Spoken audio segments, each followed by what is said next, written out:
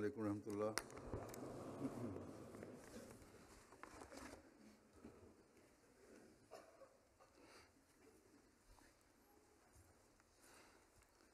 أشهد أن لا إله إلا الله وحده لا شريك له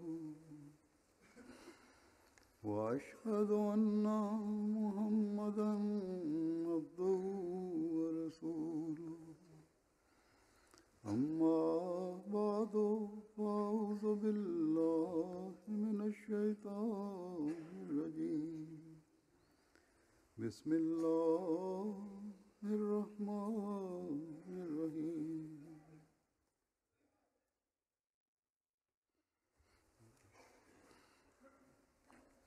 الحمد لله رب العالمين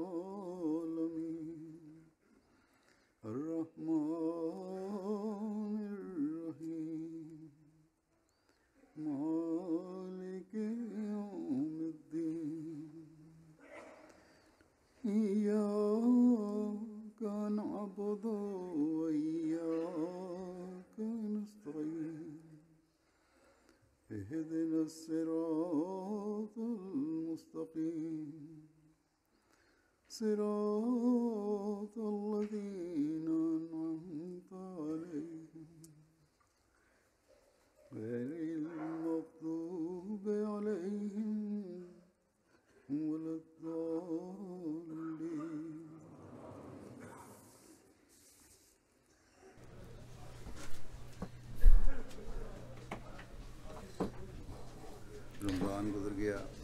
Le Ramadan est passé et aujourd'hui, par la grâce d'Allah, nous sommes en train de célébrer l'Aïd.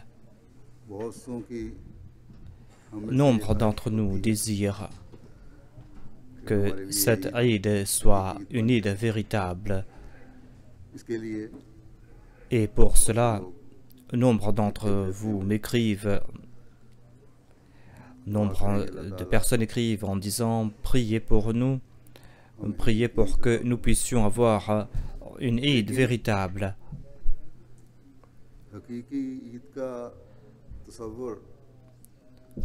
Mais la plupart des gens pensent que cette Eid véritable signifie que l'on doit se dissiper, que l'on doit se débarrasser de toutes ces difficultés et que l'on doit vivre dans le bonheur permanent. Certes, c'est là un Eid, certes, c'est là le désir du croyant.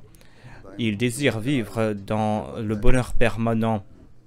Mais ces pensées doivent être accompagnées avec d'autres pensées, à savoir que c'est en plaisant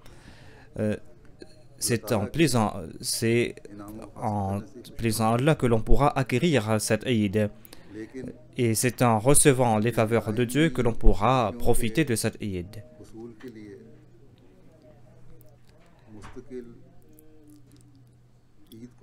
Mais il est important donc de faire de cette Eid permanent, de cette Eid temporaire plutôt des Eid permanents. Sinon,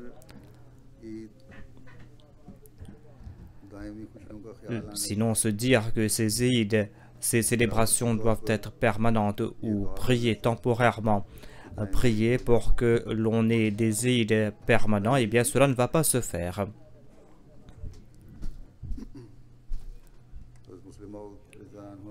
Hadrat Muslim Maud a commenté en détail à ce propos et je profite ici de ses notes.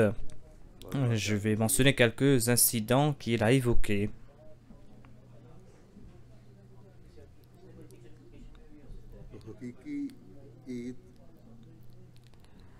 Ainsi, l'Eid véritable pour un croyant signifie que il faut qu'il respecte les exigences de cette Eid. Tous les ans, nous célébrons la Eid al-Fitr. La Eid al-Fitr qui vient après le Ramadan. Et ensuite, il y a la Eid al-Adha. Et ensuite, le saint prophète Mohammed Mustafa sallallahu alayhi wa sallam a déclaré que le vendredi, la Juma est une Eid pour les croyants. Le Messie premier alayhi salam a déclaré qu'il y a nombre de personnes qui ignorent cette Eid, c'est-à-dire le vendredi और et la vérité, et que कि ईद पर जिस तरह इत्माम l'on prend, l'on fait beaucoup d'efforts pour la Eid al-Fitr et les autres Eid, et il y a un grand nombre de personnes qui sont présentes à la mosquée pour ces Eid, alors que l'on ne fait pas la même chose pour les autres jours, c'est-à-dire le vendredi. Si l'on prend en considération la Eid al-Adha, eh bien, l'on va voir qu'après 2 mois et demi, il y aura l'autre Eid, la Eid al-Adha. Mais ensuite, ce n'est qu'après 10 mois que l'on va célébrer la Eid. Alors que Dieu nous a offert un Eid après 7 jours. Mais Dieu जुमे के जुमे a déclaré que cette Eid que nous célébrons tous les vendredis n'est pas une Eid permanente. Si après le vendredi, durant les jours qui restent, nous oublions nos responsabilités, और अपने et si au cours de ces jours, nous n'accomplissons pas nos devoirs, les devoirs qui ont été préconisés par Dieu, eh bien, dans ce cas, nous n'allons pas mériter le plaisir de Dieu. बस Ainsi, छोटी cette Eid, la Eid al-Fitr ou la Eid al-Adha, la Eid du sacrifice ou le vendredi qui est aussi une Eid, ce sont des Eid qui sont temporaires. Ces Eid sont temporaires parce que Eid का à la Eid permanente, on ne pourra pas atteindre cette Eid permanente en accomplissant ces Eid, en célébrant ces Eid. इन ईदों से Et Dieu nous a enseigné une autre leçon ici, तुम्हें à savoir que काम हासिल करने on vous a offert ici l'occasion pour gravir les échelons de la spiritualité. Ne vous contentez pas de ces occasions. Ne vous contentez pas de célébrer ces Eid. La vraie joie, vous allez la mériter lorsque, au cours de ces périodes entre ces Eid, lorsque dans ces intervalles, vous allez chercher ces occasions pour mériter ce vrai bonheur. जुमा या Eid En célébrant la Eid du vendredi, ne croyez pas que रूहानी le statut, vous avez pu atteindre la norme que vous deviez atteindre dans la spiritualité. ऐसा ख्याल Si vous pensez en ces termes, eh bien, sachez que c'est de la sottise.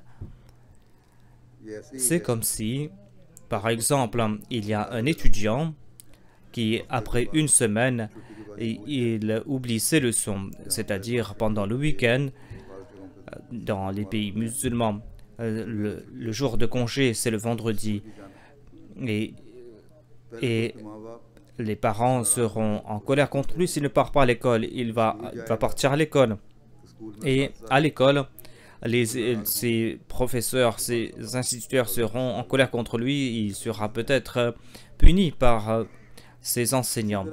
Ainsi, si l'on pense que la Eid est venue et que le Ramadan est parti et que maintenant je dois oublier mes responsabilités qui concernent les bardas ou qui concernent mes devoirs envers les autres, et que s'il pense que ces responsabilités étaient limitées au Ramadan, ou si d'aucuns pensent que j'ai déjà passé par le mois du Ramadan, j'ai déjà célébré la Eid, et maintenant je n'aurai pas besoin d'un autre Ramadan, d'un autre Eid, et que maintenant जुमे से जुमे के दरमियान je ne vais, ce sera peut-être, je dois peut-être partir à la prière du vendredi, ou ce ne sera pas la peine pour moi d'accomplir ces ibadah durant ces jours qui sont au milieu de ces Eid. Eh bien, une personne qui pense en ces termes va perdre sa foi et cette personne va tomber aux yeux de Dieu.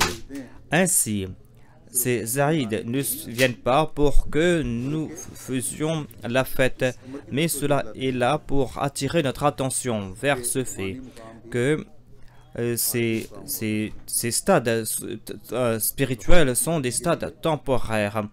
Si tous les vendredis, nous ne faisons pas de ces vendredis un jalon dans notre parcours, eh bien, au lieu d'être un moment de joie, eh bien, ces jours, ces jalons seront la cause de la destruction du croyant de l'homme.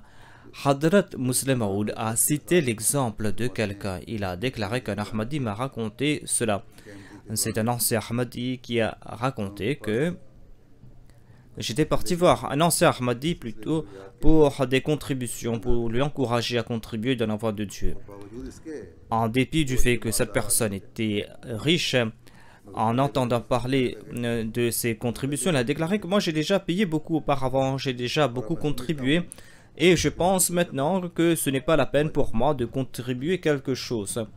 Conséquemment, un jour, les gens ont constaté que cette personne ne venait plus prier. On lui a dit pourquoi est-ce que tu ne viens pas prier. Il a déclaré que moi j'ai beaucoup prié auparavant. Et il a déclaré que quand on travaille pour quelqu'un, on a une pension. Eh bien pourquoi est-ce que Dieu ne nous donne pas une pension, ne nous libère pas de ses obligations? Ainsi, voilà comment un mal a attiré un autre mal, l'a poussé vers un autre mal, l'a poussé plutôt vers un péché. Et ainsi, il croyait que ses sacrifices du passé suffisent et il s'est dit que, en raison de ces sacrifices, eh bien, j'ai pu atteindre un stade spirituel éminent et que les sacrifices que j'ai faits, eh bien, grâce à ces sacrifices, j'ai acquis ce que je devais acquérir. Eh bien, c'est ainsi qu'il s'est débarrassé de ses prières, qu'il s'est détourné de la prière qui est un devoir fondamental. Hadrat Muslim Maud déclare que Dieu nous a eu pitié de nous, a eu pitié de lui car quelque temps après, il est décédé car il se peut qu'il allait dire par la suite que moi j'ai cru en Dieu depuis longtemps et que maintenant ce n'est pas la peine de croire en Dieu et que je dois avoir une pension d'ici. Ainsi, il y a de ces personnes en ce monde, des personnes qui pensent en ces termes. C'est vrai que cette personne s'était détournée de ses pratiques, mais au moins au moment de sa mort, il avait toujours foi en Dieu. C'est là un exemple évident que nous a présenté Hadrat Muslim Maud. Mais nous voyons d'autres exemples. Pour quelque temps, certaines personnes servent la religion, servent la communauté. Ils le font avec ardeur, avec zèle, ils participent dans tous les sacrifices. Mais après quelque temps, l'on constate que ces personnes s'écartent pour certaines raisons. Pour une raison ou une autre, certes. Mais quelles que soient ces raisons, que ce soit en raison d'un tel ou d'un tel, de tel responsable ou d'un autre, il ne faut pas que ces raisons écartent ces personnes de ces services en faveur de la foi. Ces actions, vous devez les accomplir pour la cause de Dieu et non pour votre personne. Il y a aussi de ces personnes qui, si on n'est pas en train de faire quelque chose qui soit en accord à leur désir, eh bien, ils s'écartent de ces actions et ensuite ils ne contribuent pas pour la cause de Dieu et ensuite peu à peu ils ne viennent pas à la prière. En tout cas, il y a différents cas de ce genre. Ainsi, lorsque l'on accomplit quelque chose, il en est ainsi lorsqu'on ne fait pas preuve de persévérance dans ses œuvres pour la cause de Dieu. Et au lieu de mériter les faveurs de Dieu en raison de ce manque de permanence et de persévérance, eh bien ces personnes s'écartent de la voie de Dieu. Généralement, il y a des lacunes concernant les ibadah et concernant nos devoirs envers autrui. Il y a ces lacunes pour quelque temps. On voit cela pour quelque temps et des fois, tout comme je l'ai dit en citant un exemple, peu à peu on commence à faiblir dans sa foi.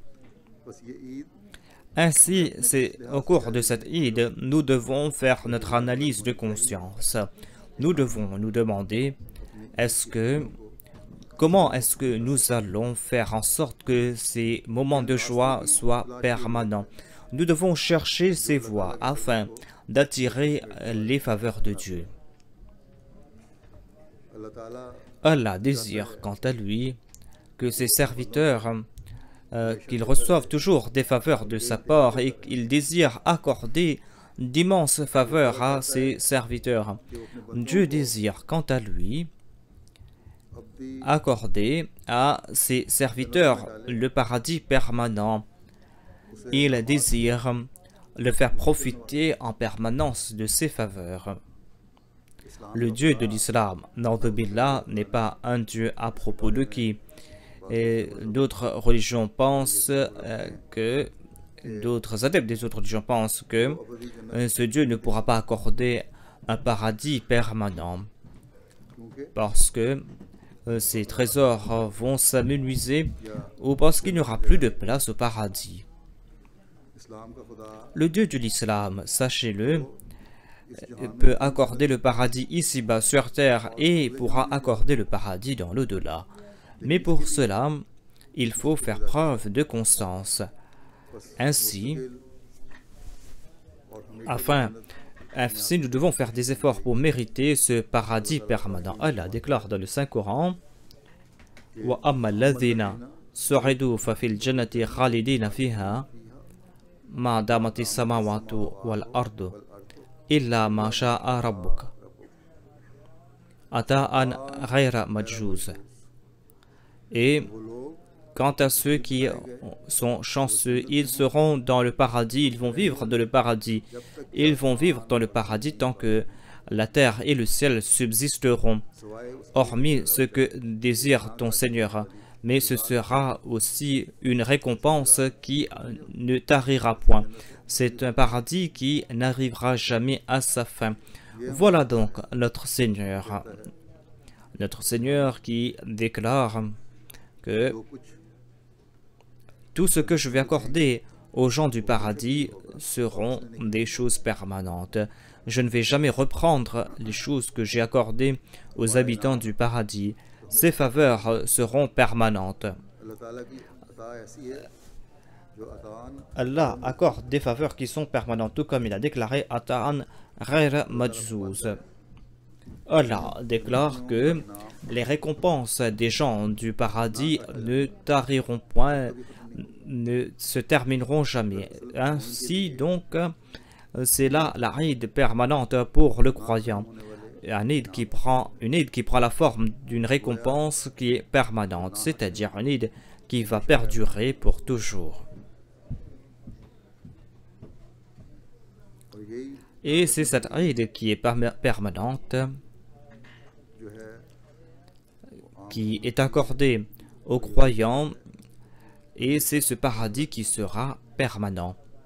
और Eid Et la Eid véritable, जब c'est cette Eid où l'on va mériter le paradis permanent, où le croyant va entrer dans ce paradis qui va faire du croyant un véritable serviteur de Dieu.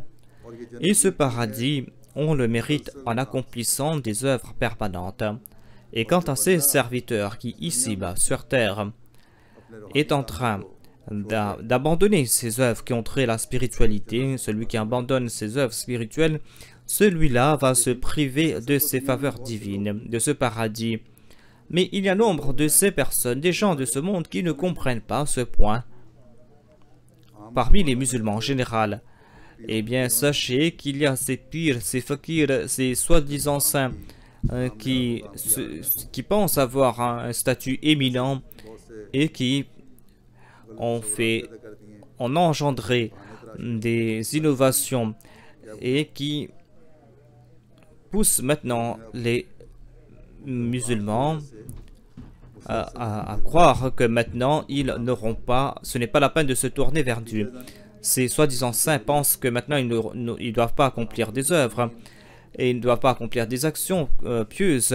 Ils ont fait naître les mêmes pensées parmi les musulmans, c'est-à-dire que lorsque quelqu'un atteint un statut quelconque, un stade quelconque dans la spiritualité, eh bien ce ne sera pas la peine pour lui d'accomplir des actions.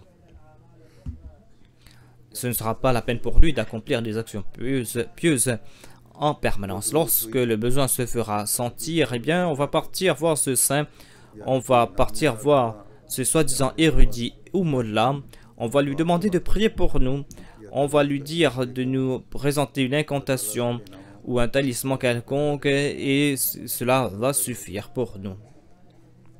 उनके पीरों का Voilà l'état de leurs prétendus saints qui disent que nous sommes arrivés si loin de la spiritualité que ce n'est pas la peine pour nous de recevoir des conseils. Hadrat Muslim Maud a évoqué une personne de cette catégorie, जो इन फकीरों quelqu'un qui a été influencé par ces prétendus saints. के पास आया, कहने लगा Il a dit à cette personne que j'ai une question à vous poser. कहने लगा Il a dit que कि si जाने के लिए quelqu'un se met dans une barque pour traverser une rivière pour atteindre l'autre rivage, lorsqu'il arrive à l'autre rivage, qu'est-ce qu'il doit faire? L'autre a dit soit qu'il doit rester dans sa barque ou soit qu'il doit descendre de la barque.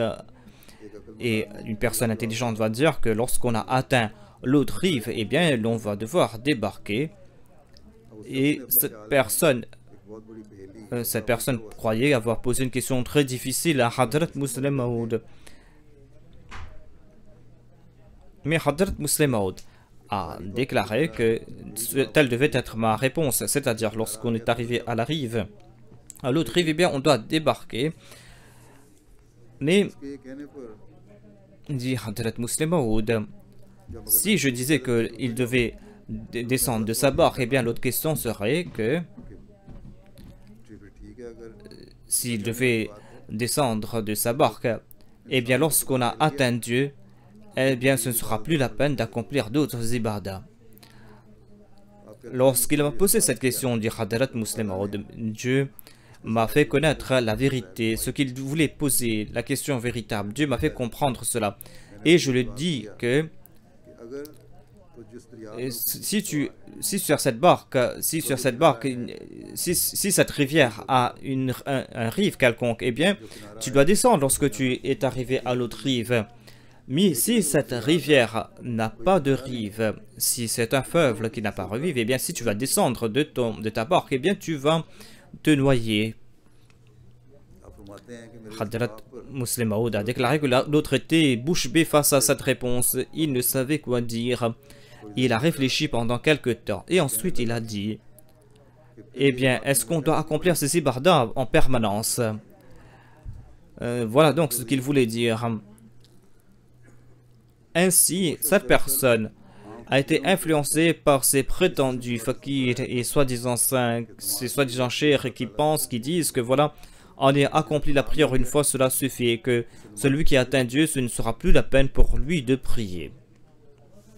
इसी तरह का एक वाक़या Hadrat Khalifatul Masih Awwal a dit la même chose à propos de sa sœur qui a été influencée par un prétendu pire, un prétendu saint, qui lui a dit que si après ta mort Dieu te pose des questions et dit que c'est moi qui ai pris toute la responsabilité, que toi tu dois entrer au paradis. Voilà donc ces concepts erronés qu'ils ont engendrés parmi les gens.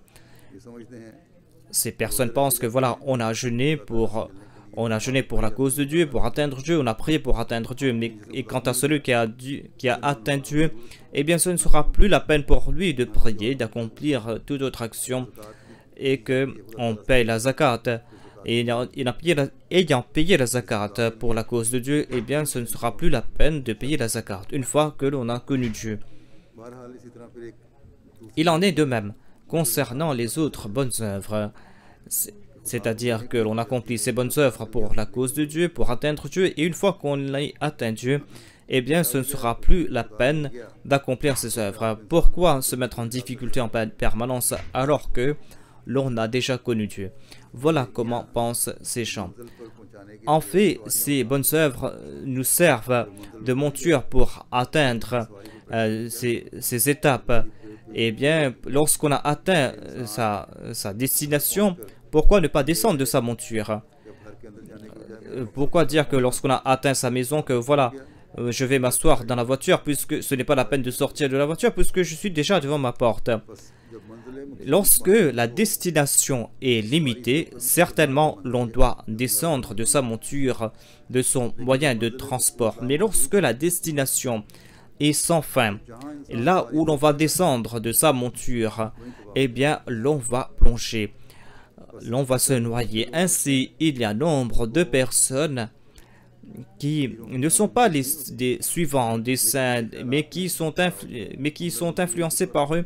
Et voilà les actions qu'ils accomplissent.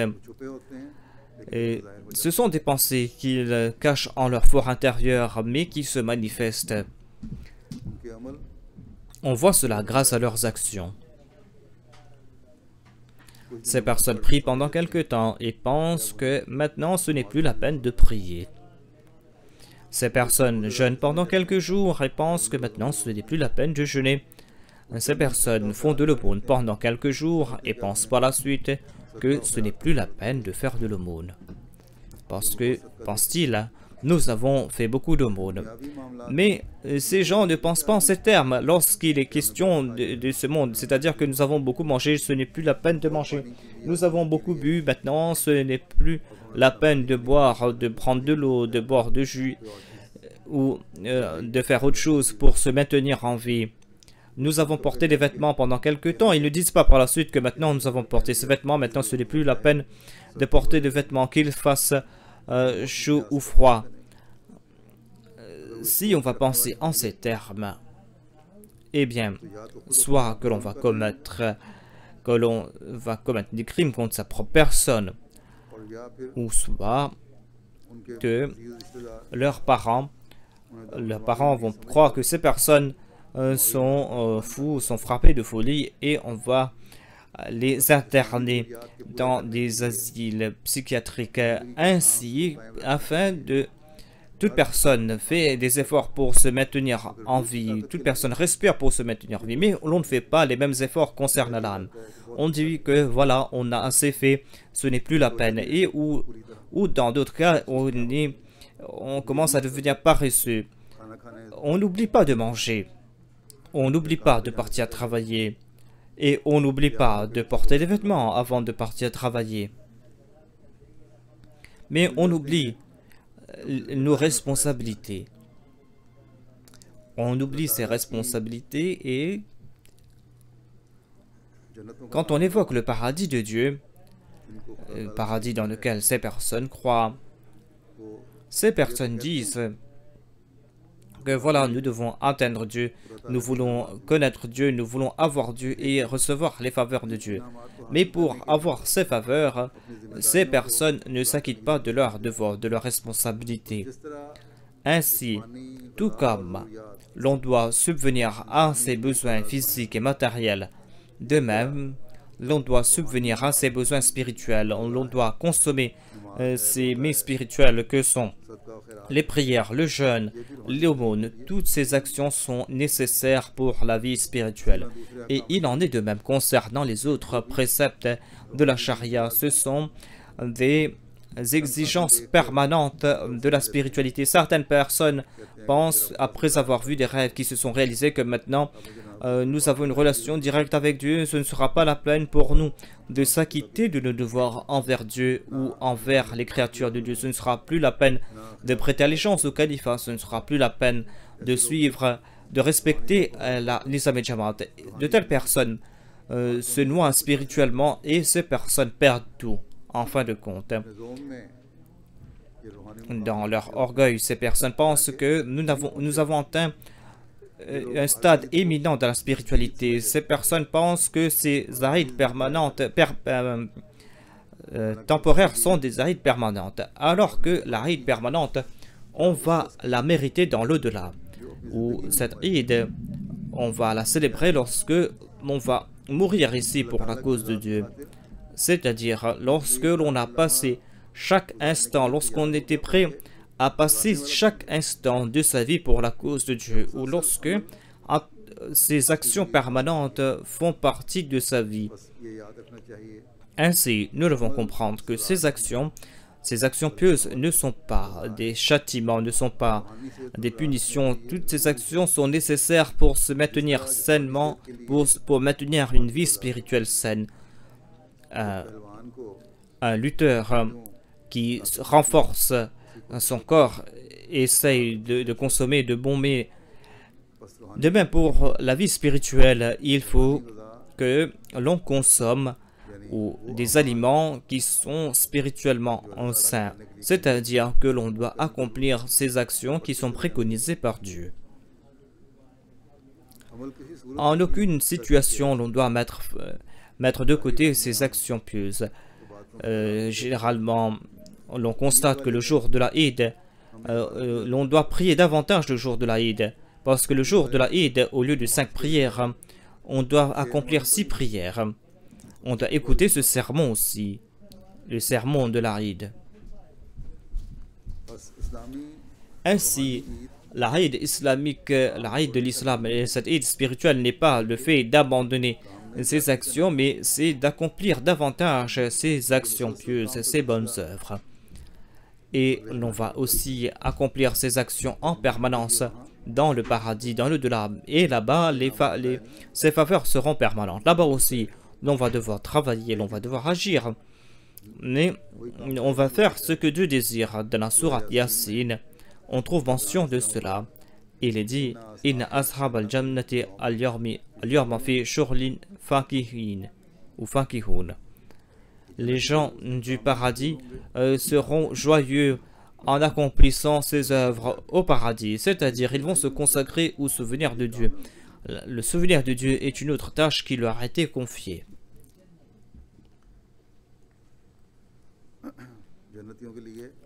Voilà les actions des gens du paradis. C'est pour cette raison que leur récompense est permanente. Ainsi, l'on va mériter ces récompenses permanentes et l'on pourra recevoir ces récompenses en permanence ici-bas. Ceux qui décèdent ici-bas pour la cause de Dieu reçoivent des récompenses permanentes. De telles personnes ici-bas passent par cette Yarmul Barth, par ce jour de la résurrection. Il est dit dans le Saint-Coran aussi, Satan avait dit à Dieu que accorde-moi du répit jusqu'au jour où les hommes seront ressuscités. Ressusciter signifie que ici je vais tenter de les égarer jusqu'au jour de la Yarmul Barth, de ce jour de la résurrection. Certains passent par cet état ici-bas, d'autres passent par cet état dans l'au-delà.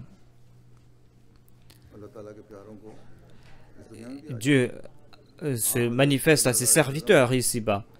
Le saint prophète Mohammed lui avait connu cette Yarmul Barth, ce jour de la résurrection. Ici-bas, sa Eid à lui était permanente. Mais est-ce que le saint prophète, en raison de ses œuvres, a-t-il abandonné ses actions? Est-ce qu'il a oublié ses obligations parce qu'il avait connu Dieu?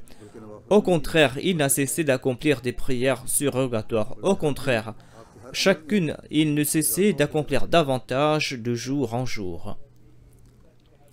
Et le Messie premier est passé lui aussi par cette étape. Mais est-ce qu'il a abandonné les responsabilités que Dieu lui avait confiées? Est-ce qu'il a abandonné ses ibadah? Est-ce qu'il a diminué ses œuvres dans la diffusion du message de Dieu? Est-ce qu'il a abandonné ses services à l'humanité? Au contraire, il n'a cessé de progresser dans ce domaine. Il n'a cessé d'accroître ses œuvres. Et le fait qu'il accroisse ses œuvres nous fait accroisser sa joie. Et nous constatons aussi que le véritable croyant doit, le jour de l'Aïd, accomplir cette prière en plus, et il reçoit une grande joie en accomplissant cela. Mais celui qui ne comprend pas ce que c'est que l'Aïd, celui qui ne comprend pas le sens de l'ibadah, celui-ci va dire que voilà encore un autre malheur. On dit aussi que cette Eid est difficile.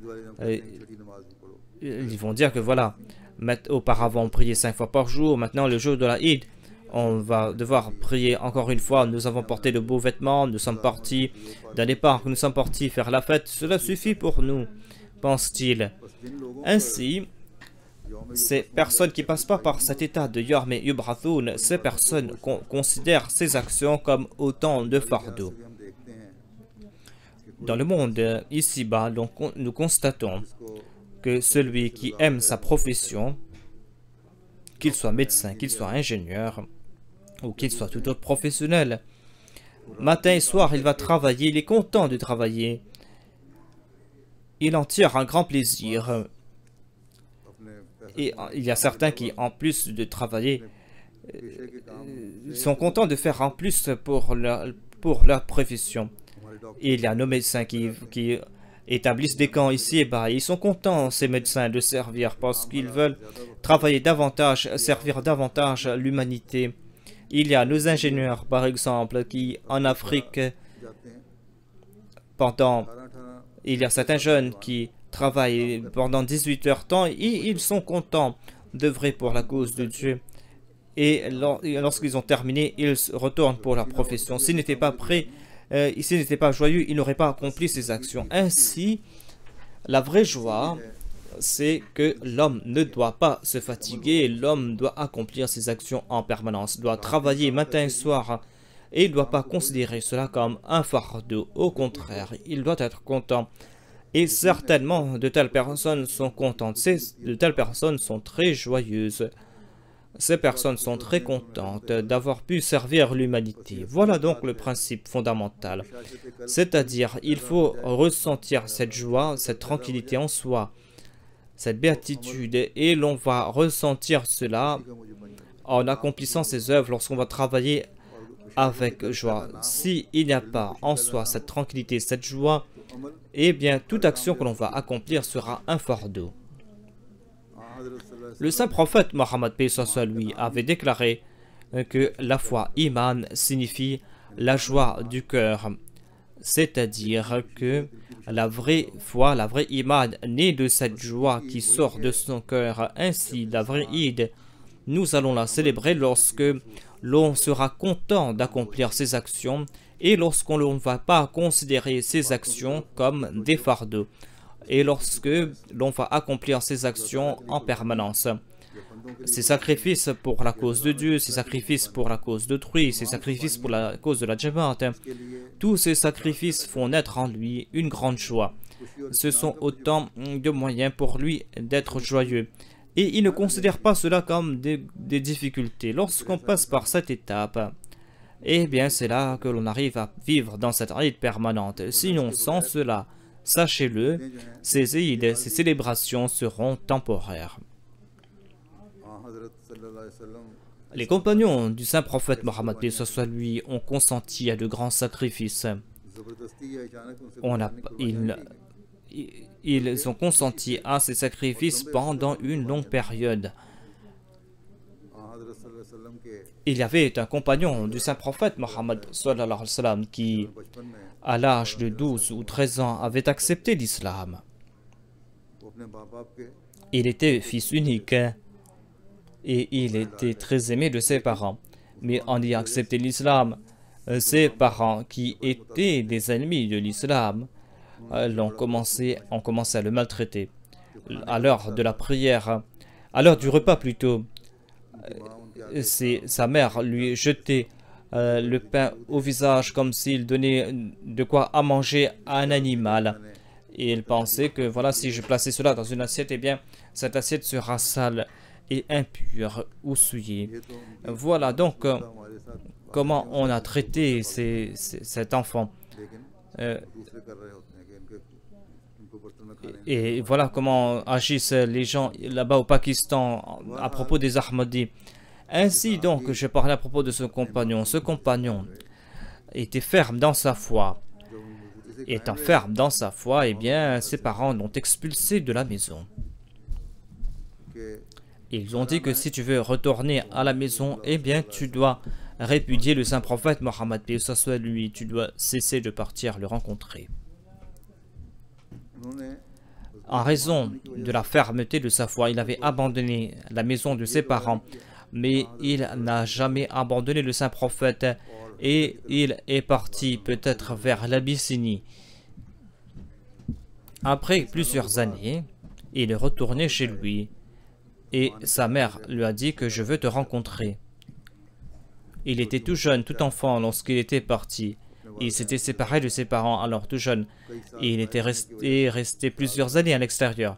Et il pensait que peut-être sa mère lui appelait parce que maintenant sa mère ne va plus placer des restrictions sur lui. Il est parti rencontrer sa mère.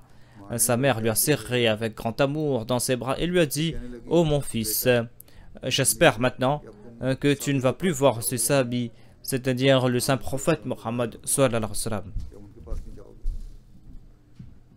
तो वो सहाबी Ce compagnon s'est détourné de sa mère et lui a dit que moi je croyais, oh ma mère, qu'en raison de cette séparation, eh bien tu t'es débarrassé de cette hostilité que tu entretenais à mon encontre, mais tu es la même.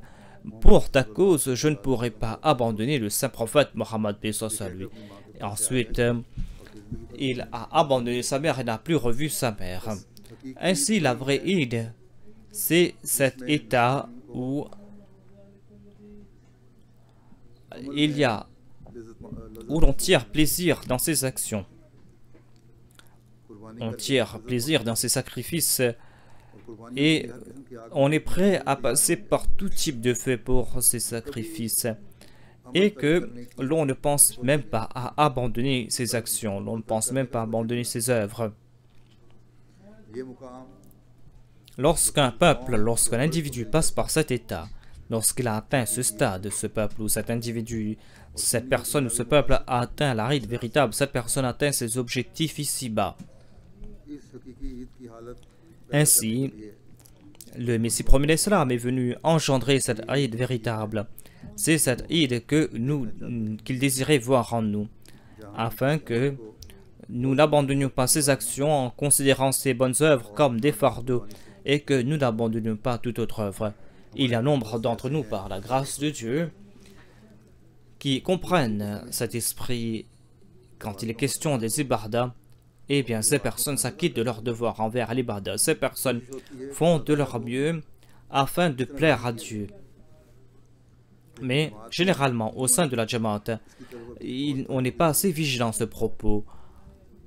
Si nous désirons voir le progrès de la Jamaat, eh bien, nous devons faire ces efforts de concert au sein de la communauté.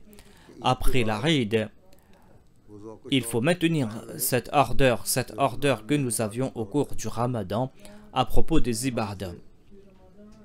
अक्सरियत La majorité d'entre nous comprennent ces autres sacrifices.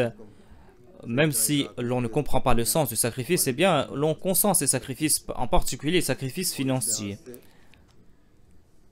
Et वो de ce fait, ईमान में ces personnes progressent dans leur foi en raison de ces sacrifices. La majorité des membres de la Jamaat font ces sacrifices temporaires, font ces sacrifices de bien et l'on en tire un grand plaisir. अपने वक्तों Mais pour sacrifier son temps, 5 वक्त नमाजों की il faut sacrifier 5 fois par jour son temps. Il est important aussi d'être vigilant concernant sa spiritualité, mais malheureusement, on n'est pas vigilant à ce propos.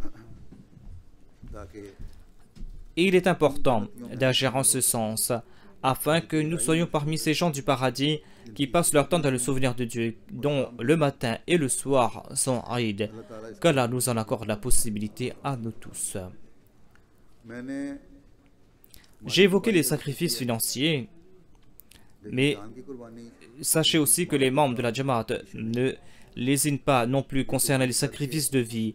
खुदा ताला Les membres de la Jamaat sont prêts à sacrifier leur vie pour la cause de Dieu, pour mériter le paradis de Dieu. Tous les jours, au Pakistan, les Ahmadis sont en train de donner leur vie pour la cause de Dieu. Mais ces Ahmadis ne fléchissent pas dans leur foi. Quelques jours auparavant, on a tué 2 jeunes filles, 2 enfants et une dame. कुर्बानी के लिहाज से भी Ces Ahmadis qui habitaient dans cette région ont fait de grands sacrifices financiers उन्होंने कुर्बानी et leurs maisons ont été pillées, leurs maisons ont été brûlées.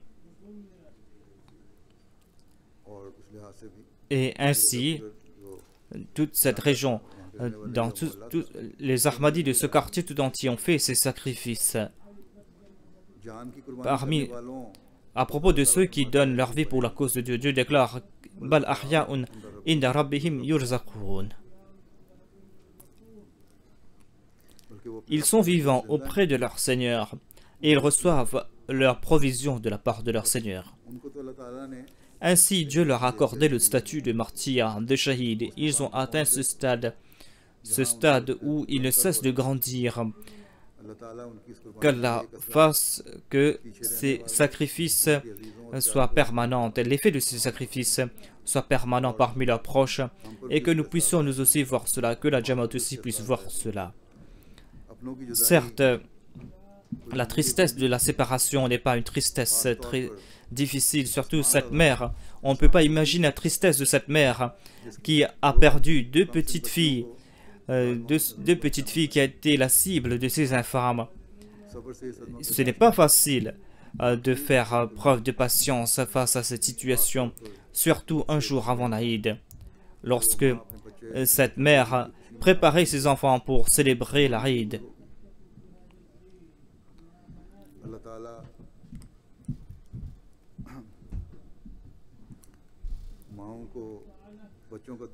Qu'Allah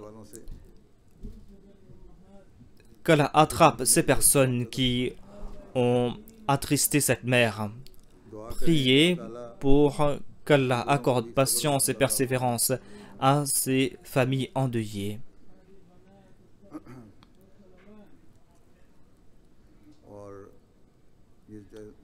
Cette mère qui est en deuil, qu'Allah lui accorde des faveurs en retour.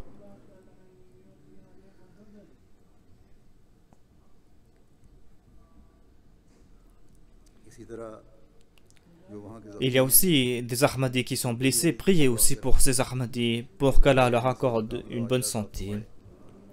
Il y a une des dames qui a été blessée, qui a été enceinte et qui a perdu son enfant, qui a fait fausse couche.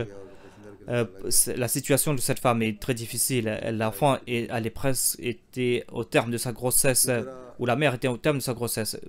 Ainsi, priez pour les Shuhada Ahmadiyya, qu'Allah exalte leur statut, qu'Allah accepte leur sacrifice, et qu'Allah attrape promptement, ou qu'Allah nous accorde la victoire de la Jamaat Ahmadiyya. Voilà cette Eid que nous devons célébrer. Voilà cette Eid pour laquelle Dieu a envoyé le Messie promis alayhi salam.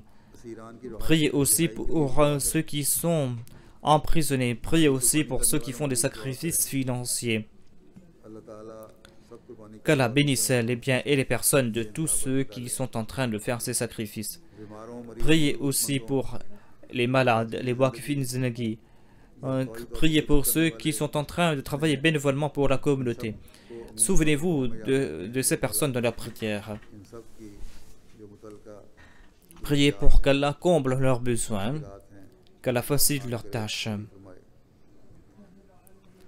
Priez aussi beaucoup pour qu'Allah fasse que nous puissions suivre ses préceptes et que nous puissions célébrer la Eid véritable et que nous puissions faire célébrer la Eid véritable aux autres afin que nous puissions voir cette Eid que voulait voir le saint prophète Mohammed, paix soit lui, c'est-à-dire que le monde sera réuni sous la bannière du saint prophète Mohammed sallallahu alayhi wa sallam.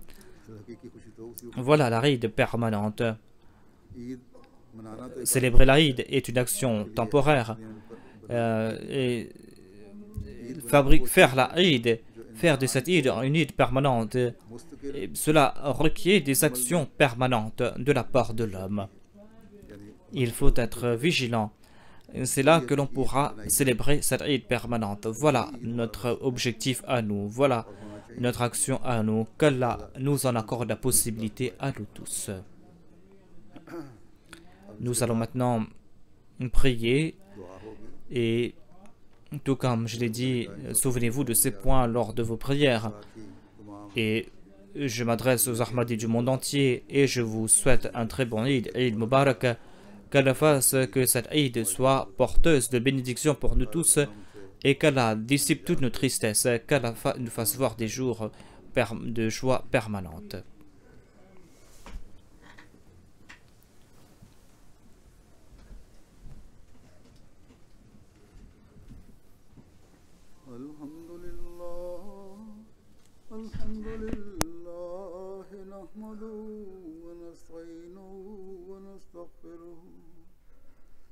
ونؤمن به توكلوا عليه ونعوذ بالله من شرور أنفسنا ومن سيئات أعمالنا من يهده الله فلا مضل له ومن يضلل فلا هادي له ونشهد أن لا إله إلا الله ونشهد أن محمدا عبده ورسوله عباد الله رحمكم الله إن الله يأمر بالعدل والإحسان وإيتاء ذي القربى وينهى عن الفحشاء والمنكر والبغي يعظكم لعلكم تذكرون اذكروا الله يذكركم وادعوه يستجب لكم ولذكر الله أكبر दुआ कर लें